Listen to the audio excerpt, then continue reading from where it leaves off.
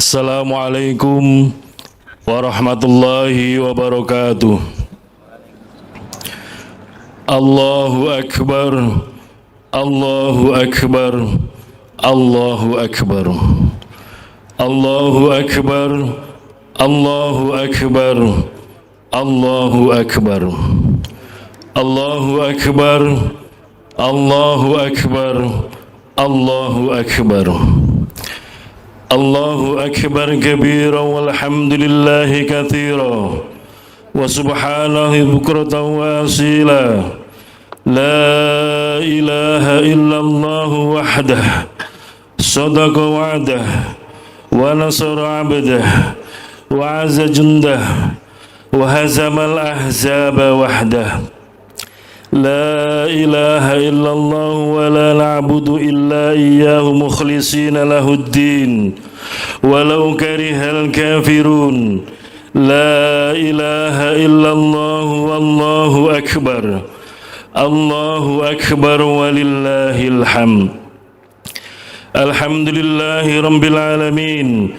Wassalatu wassalamu ala ashrafil anbiya'i wal mursalin wa ala alihi wa ashabihi ajma'in. Asyhadu an la ilaha illallah wahdahu la syarika lah wa asyhadu anna sayyidina Muhammadan abduhu wa rasuluh alladzi la nabiyya ba'dah. Inna Allah wa malaikatahu yusalluna 'alan nabi ya ayyuhalladzina amanu sallu alaihi wa sallimu taslima. Allahumma salli wa sallim wa barik ala sayyidina Muhammadin wa ala alihi wa ashabihi ajma'in. Amma ba'du. Fa inni usikum wa nafsi bi taqwallahi al-qail fi kitabihil Qur'an. Ya ayyuhalladzina amanu taqullaha haqqa tuqatihi wa la tamutunna illa wa antum muslimun. Hadirin jamaah Idul Adha yang dirahmati Allah, pada pagi yang cerah ini marilah kita bersama-sama memanjatkan segala puji dan syukur kehadirat Allah Subhanahu wa taala yang telah memberikan kesehatan, kekuatan, kenikmatan, terutama nikmat iman dan Islam, sehingga kita dapat hadir di tempat ini untuk menunaikan salah satu ibadah yang diperintahkan kepada kita, seraya mengumandangkan kalimat-kalimat yang agung, takbir dan tahmid, yang semuanya kita tujukan kepada keagungan dan kebesaran Allah Subhanahu wa taala. Salawat dan salam senantiasa kita sampaikan kepada junjungan dan panutan kita, Nabi besar Muhammad sallallahu alaihi wasallam, yang telah membawa risalah kenabian dengan iringan doa. Semoga kita diakui sebagai umat Nabi Muhammad sallallahu alaihi wasallam dan kelak pada hari akhir mendapatkan doa syafaat beliau. Amin amin ya rabbal alamin. Hadirin jamaah Idul Adha yang dirahmati Allah, setiap tahun dalam suasana menyambut hari raya Idul Adha pada tanggal 10 Dzulhijjah, kita mengumandangkan kalimat-kalimat tauhid, takbir, tahmid dan tahlil. Mengumandangkan kalimat tauhid menunjukkan suatu pengakuan yang kokoh bahwa Allah adalah Maha Esa, tiada sekutu baginya. Kalimat takbir memberi kesan yang kuat dalam diri kita bahwa Allah Maha Besar dan Maha Agung. Tidak ada satupun yang dapat menyamai kebesaran dan keagungannya. Kalimat tahmid mengandung makna bahwa zat yang patut dipuji hanyalah Allah Subhanahu wa taala, yang pujian seluruhnya hanya diperuntukkan baginya. Kalimat tahlil menegaskan kalimat tahmid bahwa tidak ada Tuhan yang patut disembah kecuali Allah. Kalimat-kalimat agung itu pada saat ini menggema di mana-mana, dikumandangkan oleh umat Islam di seluruh dunia, baik yang berada di belahan barat, di belahan timur, di belahan utara dan belahan selatan. Pada waktu yang bersamaan di tanah suci Makkah, umat Islam, tamu-tamu Allah yang sedang menunaikan ibadah haji menyerukan pula kalimat talbiyah. Labbaik Allahumma labbaik, labbaik la syarika laka labbaik, innal hamda wan ni'mata laka wal mulk la syarika lak. Kami penuhi panggilan-Mu ya Allah, kami penuhi panggilan-Mu, tiada sekutu bagimu. Sesungguhnya puji, limpahan karunia dan kekuasaan hanya padamu semata, tiada sekutu bagimu. Kalimat takbir, tahmid dan talbiyah itu ditanamkan ke dalam hati, ditancapkan ke lubuk jiwa yang dalam, sehingga pengaruhnya terpancar dalam wujud nyata yang direalisasikan dalam bentuk perbuatan dan amal ibadah.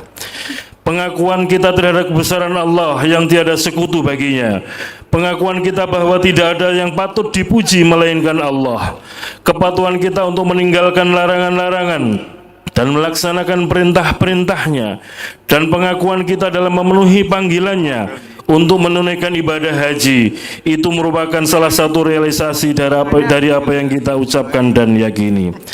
Hadirin jamaah Idul Adha yang dirahmati Allah, hari raya Idul Adha yang juga disebut hari raya kurban mengingatkan kita kepada Nabi Allah Ibrahim alaihissalam bersama putranya Nabi Ismail alaihissalam.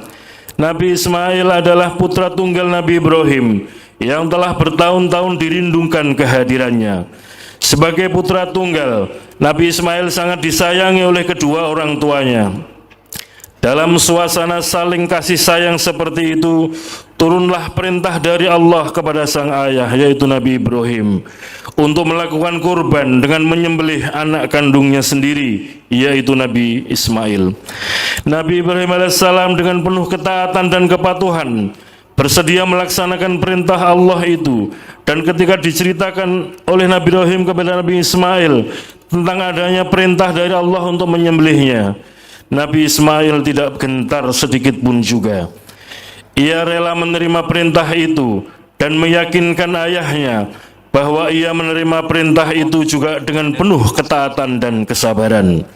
Keduanya dengan jelas telah bersama-sama menunjukkan sikap ingin berkorban yang luar biasa besarnya. Kesediaan Nabi Ibrahim untuk melaksanakan perintah dan kerelaan Nabi Ismail untuk menerima perintah itu merupakan perwujudan dari kepatuhan mereka yang tiada taranya terhadap perintah Allah. Kita dapat membayangkan bagaimana kalau kita sendiri yang hanya mempunyai putra satu-satunya dan anak satu-satunya rela menyembelihnya demi untuk menjalankan perintah Allah.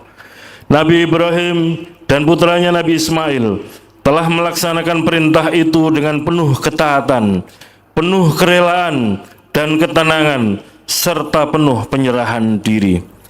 Pengorbanan yang dilakukan oleh kedua hamba Allah tersebut merupakan ujian dan pengorbanan yang amat besar yang tiada bandingan dalam sejarah umat manusia sampai hari ini.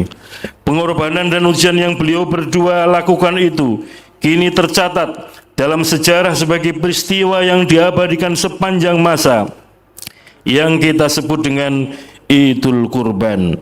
Pengorbanan dan ujian seperti itu kiranya dapat kita tanamkan dalam hati sebagai pelajaran yang berharga.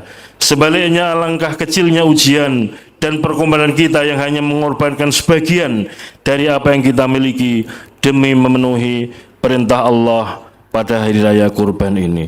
Allahu Akbar, Allahu Akbar, Allahu Akbar.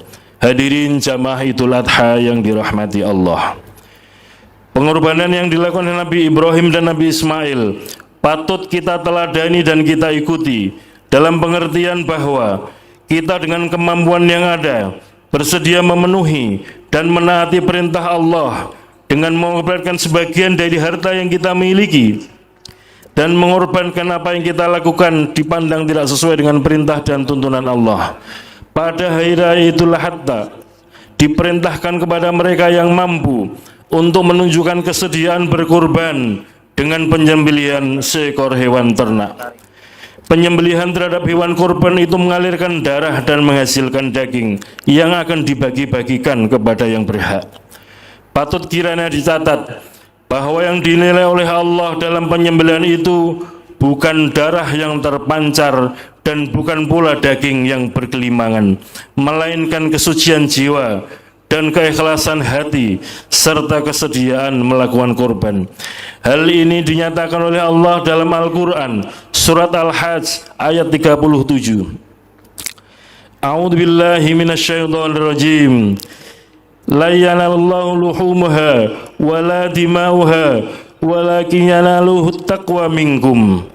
Tidak akan sampai kepada Allah daging dan darah kurban itu, tetapi yang sampai kepadanya adalah ketakwaan kalian. Kesucian jiwa dan keikhlasan hati dalam melaksanakan kurban merupakan satu unsur yang sangat penting yang harus mendapat perhatian kita. Hal ini merupakan landasan yang menjadi dasar dalam melaksanakan segala perbuatan dan ibadah kita. Pernyataan Allah dalam ayat di atas menunjukkan bahwa pengorbanan yang ditampilkan tidak dilihat dari segi materi, kuantitas, dan bentuk lahiriah, tetapi yang dilihat adalah keikhlasan dan niat yang memberi kurban. Perintah berkorban yang ditujukan kepada Nabi Ibrahim dengan memilih putranya Nabi Ismail pada hakikatnya adalah ujian bagi kekuatan iman dan takwa Nabi Ibrahim dan Nabi Ismail. Allah ingin melihat sejauh mana kerelaan dan kesediaan keduanya di dalam melaksanakan perintah itu. Akhirnya keduanya telah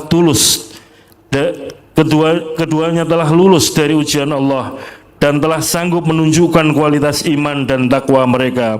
Dan dengan kekuasaan Allah, Nabi Ismail ketika itu hendak disembelih digantikan dengan seekor kibas oleh Allah. Allahu Akbar, Allahu Akbar, Allahu Akbar. Hadirin jamaah Idul Adha yang dirahmati Allah. Agama kita, agama Islam, menetapkan untuk menyembelih kurban binatang berupa hewan ternak, yaitu diantaranya domba, kambing, kerbau, sapi atau unta. Yang dikurbankan adalah binatang. Ini mengandung setidaknya dua makna. Yang pertama, sifat-sifat kebinatangan yang terdapat dalam jiwa manusia harus dikorbankan dan disembelih. Dan yang kedua, jiwa dan perbuatan seseorang harus dilandasi dengan tauhid, iman dan takwa. Sangat banyak sifat kebinatangan yang terdapat dalam diri manusia. Sifat seperti mementingkan diri sendiri, sifat sombong, sifat yang menganggap bahwa hanya dirinya dan golongannya lah yang selalu benar, serta sifat yang memperlakukan sesamanya atau selain golongannya sebagai mangsa atau musuh. Sifat kebinatangan yang selalu curiga, menyebarkan informasi yang tidak benar, fitnah, rakus, tamak dan ambisi yang tidak terkendalikan, tidak mau melihat kenyataan hidup, tidak mempan diberi nasihat, tidak mampu mendengar teguran dan lain-lain, merupakan sifat-sifat yang tercela dalam pandangan Islam. Sifat-sifat yang demikian jika tetap dipelihara dan bercokol di dalam diri seseorang akan membawa kepada ketidakstabilan dalam hidup, ketidakharmonisan dengan lingkungan, baik sebagai individu maupun sebagai anggota masyarakat. Sifat-sifat yang demikian ini akan memudahkan jalan bagi terciptanya perpecahan dan ketidaktentraman dalam kehidupan masyarakat. Ajaran Islam dengan ajaran kurbannya menghendaki agar seorang muslim mau mengorbankan sifat-sifat seperti itu dengan tujuan agar kestabilan dan ketentraman hidup dalam masyarakat dapat diwujudkan dan kedamaian antar sesama manusia dapat direalisasikan.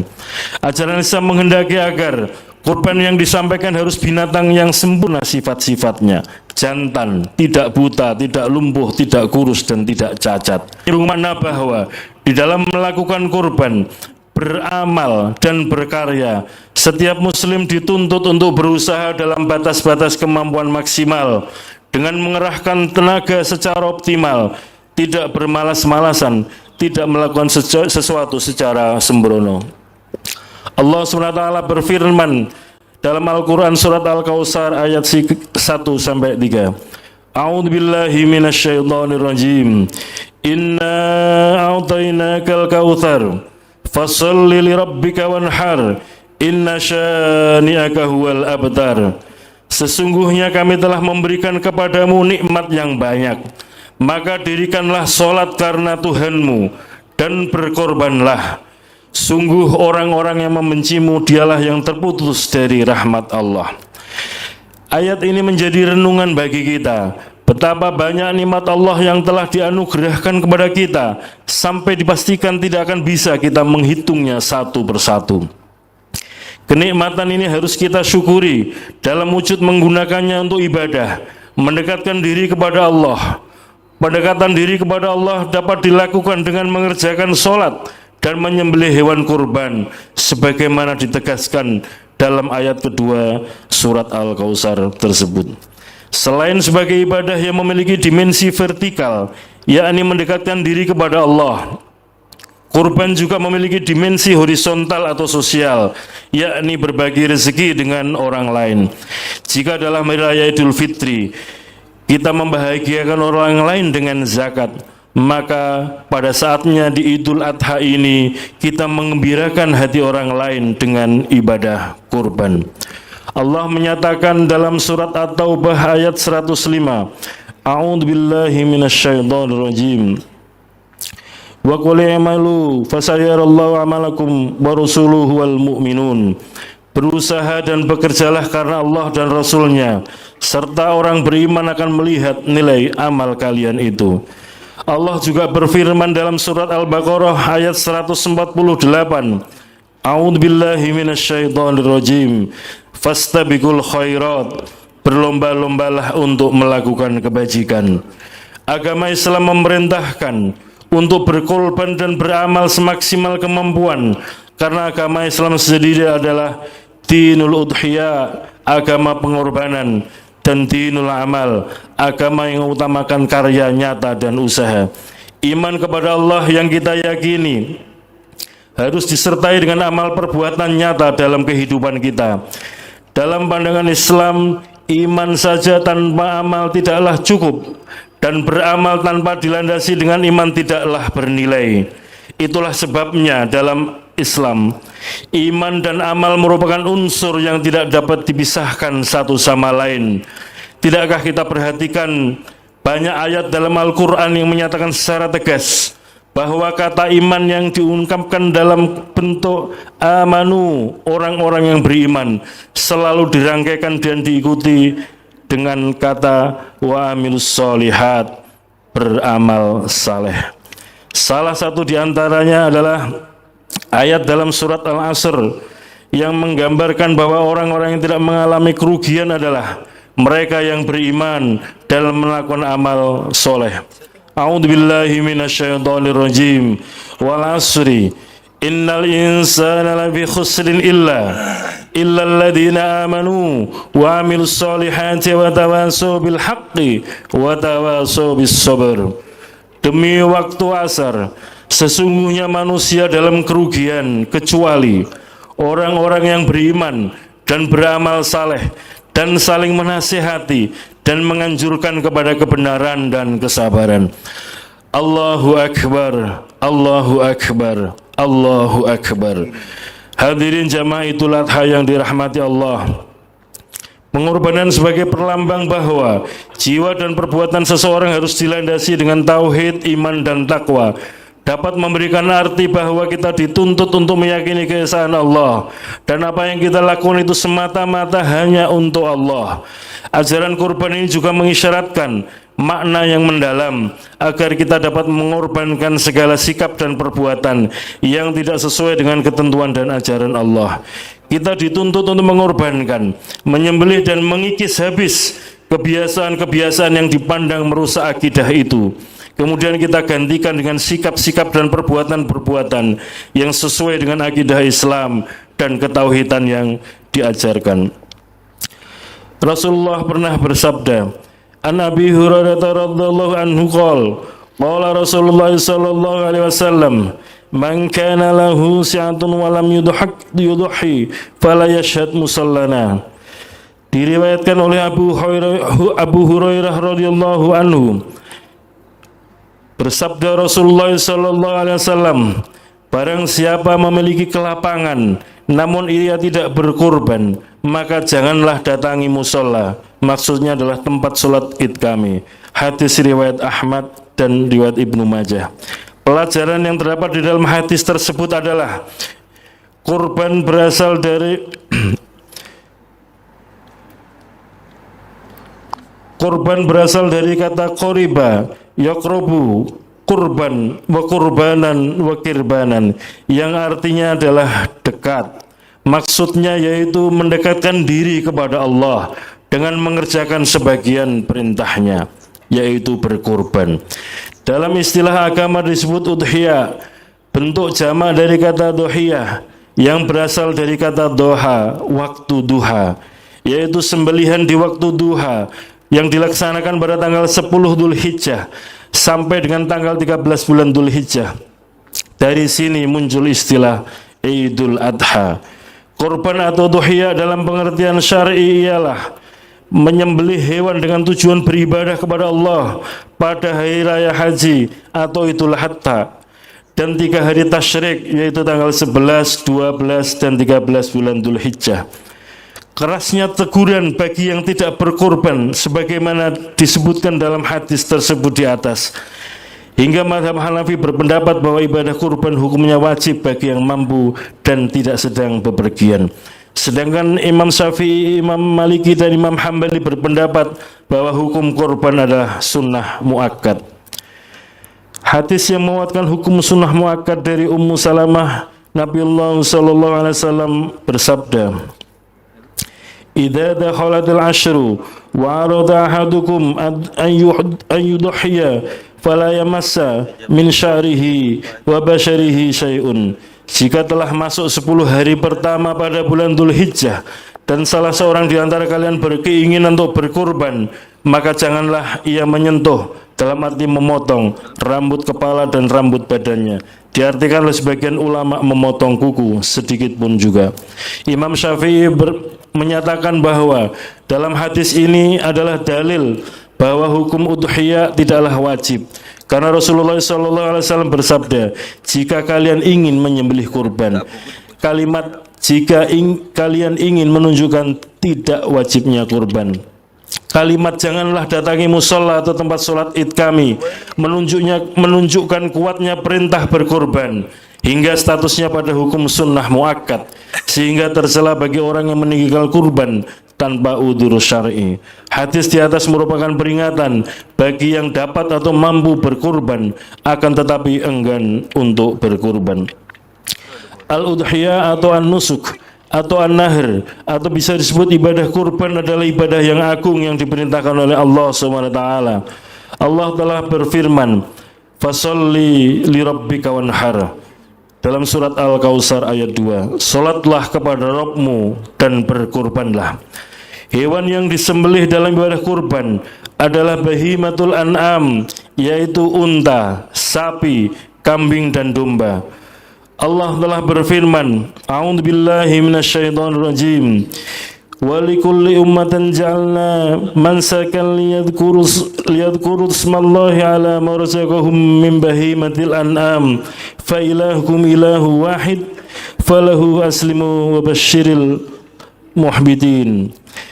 Dan tiap-tiap umat telah kami syariatkan penyembelihan kurban supaya mereka menyebut nama Allah terhadap bahimatul an'am yang telah direzekikan Allah kepada mereka. Maka Tuhanmu ialah Tuhan yang Maha Esa. Karena itu berserah dirilah kamu kepadanya dan berilah kabar gembira kepada orang-orang yang tunduk kepada Allah. Hadirin jamaah Idul Adha yang dirahmati Allah, semoga kita memiliki kepekaan sosial untuk saling berbagi dan mampu memberikan manfaat banyak bagi orang di sekitar kita, karena sebaik-baik manusia adalah mereka yang bisa memberi manfaat bagi orang lain. Amin amin ya rabbal alamin. Barakallahu li wa lakum fil Qur'anil azim wa nafa'ani wa iyyakum bima fihi min ayatihi wa dzikril hakim. Aqulu qouli hadza fastaghfirullahal azim innahu huwal ghafurur rahim.